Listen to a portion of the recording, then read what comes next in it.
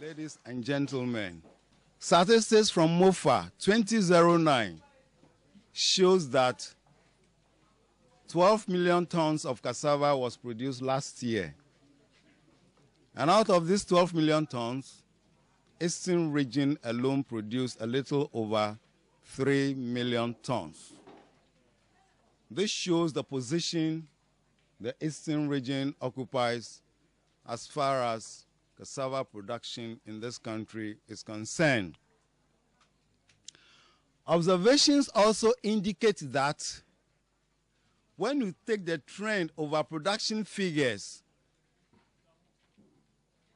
productivity as far as cassava is on the general increase. In that formerly you have between 12, 14 metric tons per hectare. But at the moment, we take figures, let me limit myself to the Eastern region, we are getting close to about 17 tons per hectare. Because it is the introduction of these improved varieties that steadily is causing this productivity increase. Jennifer Farms also started his production with the local varieties, but in 2006, was connected to the AKYEM program. I'm sure he's also smiling now because right from the low distance he was having, he was first given the task of secondary multiplication, which he was doing, and then providing the planting materials to farmers around. Jennifer Farms at the moment employs about 35 workers, 5 of them permanent, the rest being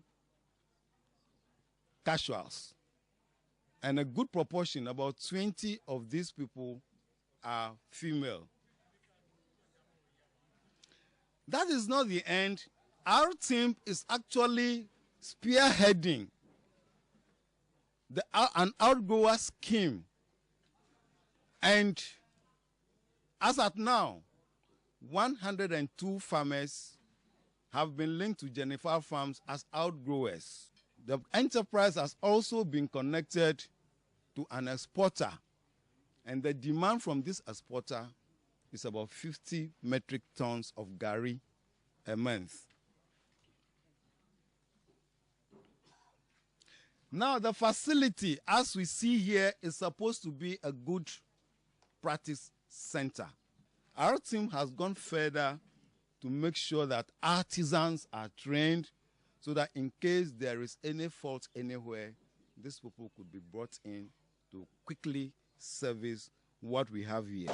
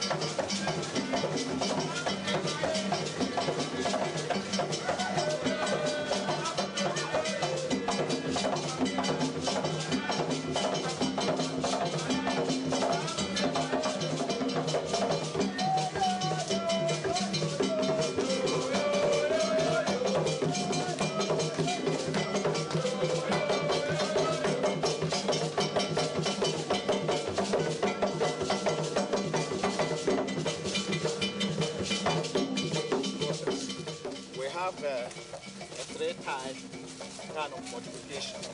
The primary, which is done by institutions, MOFA stations. We have farmers like throughout the whole country.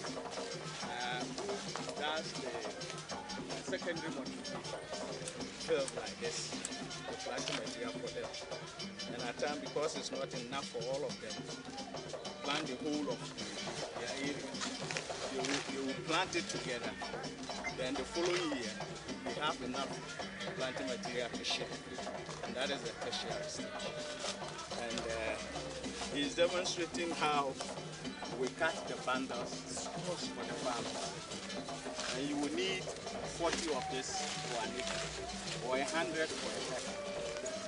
So each farmer, yes, of this length, and this number. So the number is about 50. When it gets to the farmer, he cuts each one into two and plants straight away. So this is how they are transported. Yes, you cut two. Yes, it is. They will not be able to handle the loads. At the research, they are able to handle two loads. Saying that for now.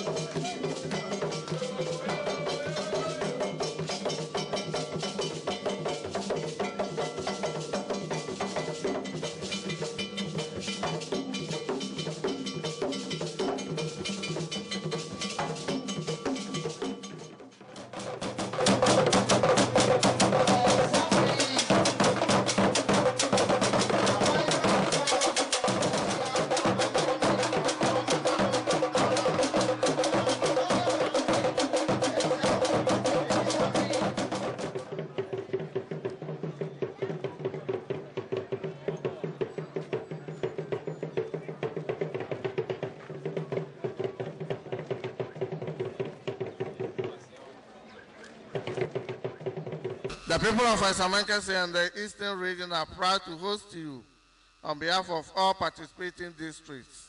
Nana Chairman, I'm aware that IFAD as a specialized agency of the United Nations was established on an international financial institution in 1977 as one of the major outcomes of the 1974 World Food Conference. The conference was prompted by the food crisis of the early 1970s, which primarily affected Sub-Saharan countries of Africa. It resolved that an international fund for agriculture should be established immediately to finance agricultural development projects, primarily for food production in developing countries such as Ghana. I'm also aware that the mission of IFAD is to enable rural people to overcome poverty.